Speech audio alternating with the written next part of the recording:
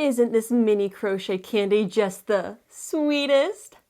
Hello, it's Amanda here. This is the next little mini motif in our crochet Christmas garland. This is part of a bigger collection of no-sew crochet motifs, and they all use very small amounts of yarn. Most of them use less than 3.5 yards of yarn to make. And the fun thing is, all the patterns start off the exact same way, so let's take a look at how to work the candy. To crochet our sweet candy motifs, we are going to use weight 4 worsted weight yarn. You will want 2 colors, and in all you will need less than 4 yards of yarn. I will be using a 5mm crochet hook, and as with all the motifs I've shown in this series, these are no-sew projects. To crochet our sweet Christmas candy, I'm going to start the pattern off the same way all the motifs start off, which is by working 9 half double crochet into a magic ring. To work our magic ring, I'm going to take my yarn and wrap it around my 2 fingers here. So the tail of the yarn is pointing towards me and the working yarn is pointing away. I will take my hook and go underneath that first strand over the back strand. With my hook pointing downward, I'll catch that back strand, pull it through, and then twist. Now that my magic ring is set up, I want to chain 2. So I will yarn over and pull up a loop. That's my first chain, and then a second chain. Now we're ready to work into the ring. I like to pull it to cinch it down just a little bit, and I'm going to put 9 half double crochet into this magic ring. So that is yarn over, insert into the ring we've created, also working around the tail, yarn over, pull up a loop. I'll have 3 loops on my hook, and then I will yarn over and pull through all 3. That's my first half double crochet. I've got 8 more to go. So this is my second half double crochet number 3. This is half double crochet number 4. Number 5, again, all worked into the magic ring, making sure to also work over the tail. This will be number 6. This is 7. Half double crochet number 8. And last of all, half double crochet number 9. I'll cinch this down just a little bit here. And now we're ready to slip stitch to join the round. We want to slip stitch in the top of the first half double crochet of the round. We don't want to slip stitch and join in the turning chains. A very easy way to find the first stitch is to count around backwards on our round. So 1, 2, 3, 4, 5, 6, 7, 8, 9. This right here is where we want to insert our hook. And then yarn over and pull through everything on our hook to work a slip stitch. Once I work that slip stitch, I like to cinch it up nice and tight, and then I will resize the yarn loop onto my hook. We're ready to close up the magic ring, so I'll take the tail and pull nice and snug to cinch that closed. For round 2, we will start by chaining 1, and then I'm going to slip stitch in the same spot where we joined. So this spot right here, I will insert my hook, yarn over, and pull through everything on my hook to work that slip stitch. Then I will slip stitch into the next stitch as well. So go to the next stitch, yarn over, pull through everything on the hook to work that slip stitch. Then the next stitch is going to get a lot of stuff worked into it. We will start off by working a slip stitch into the following stitch, and then I am going to chain 2. So this is 1, this is 2. Still working in the same space of round 1, I will work 3 double crochet. So this is my first double crochet, then we'll do a second double crochet into the same spot. So it's yarn over, insert in the same spot, yarn over, pull up a loop, yarn over, pull through 2, yarn over, pull through 2. And then a third double crochet, all working in the same stitch from round 1.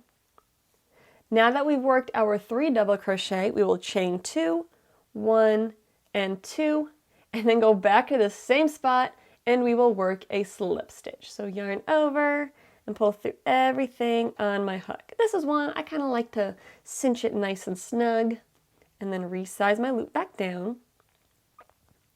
Now in the next 4 stitches of round 1, we're going to work a slip stitch. So this is where I've been working.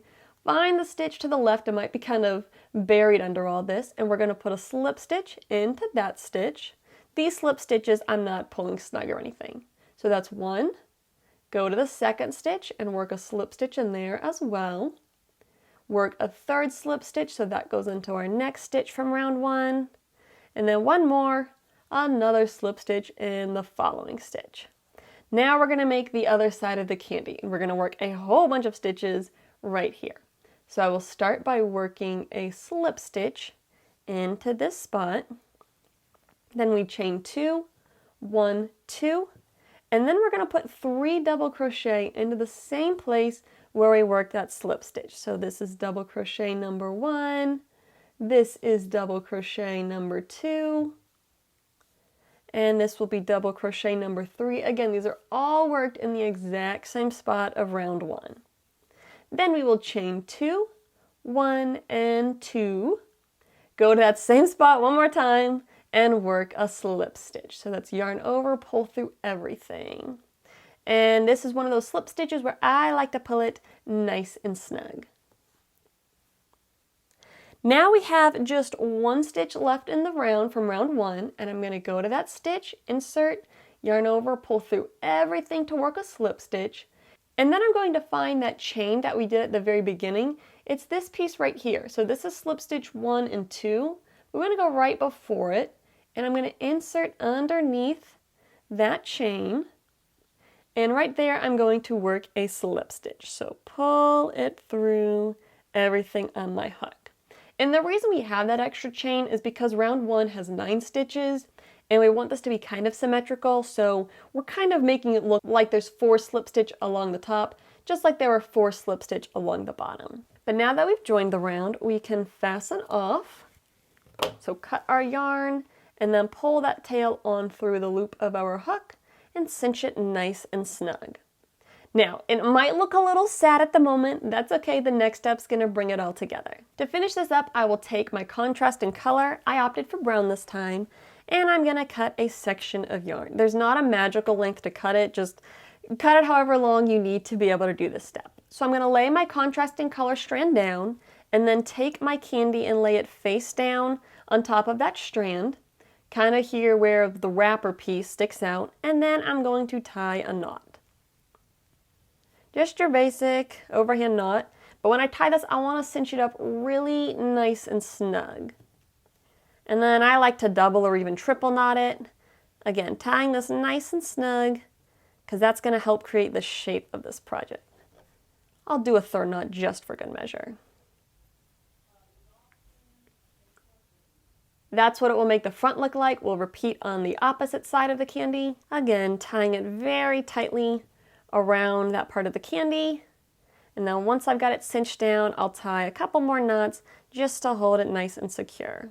All right, when we flip it over, this is what we've got. It might look a little messy at the moment, but don't worry, we're gonna get it sorted out. There's 2 things I'm gonna mention here. One, if you like the tail ends, you could tie the knots on the front and leave the little tail ends if you like that look. Personally though, I don't want to have the tail ends visible, so what we're going to do is do a little hack to deal with these tail ends, because I told you this was a no-sew pattern and I don't want to sew the tail ends in. The secret is using a hot glue gun. For the knots, I'm just going to put a nice dab of glue on top of them.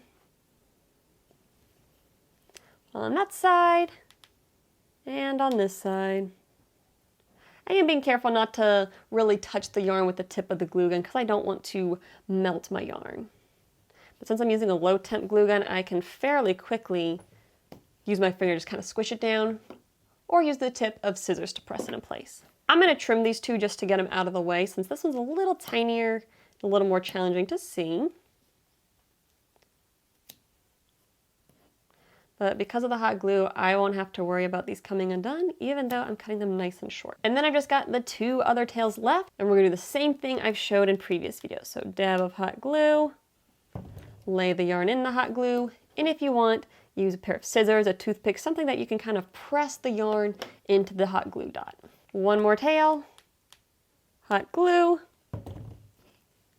tail into the glue, press down with my yarn. You might notice I'm getting a lot of glue strings. That is totally okay. That's because I'm using the glue gun on a lower temperature, and don't worry, these are all going to clean up really nicely. So we'll trim these tails, quickly grab and gather the hot glue strings, just kind of snap them off. And just like that, our no-so-sweet Christmas candy motifs are complete. Again, be sure to check out the other motifs in this collection. And if you enjoyed this video, I'd love for you to subscribe to my channel so you can see the rest of them. And I'd also appreciate it if you left a thumbs up. We'll catch you next time. Happy crafting!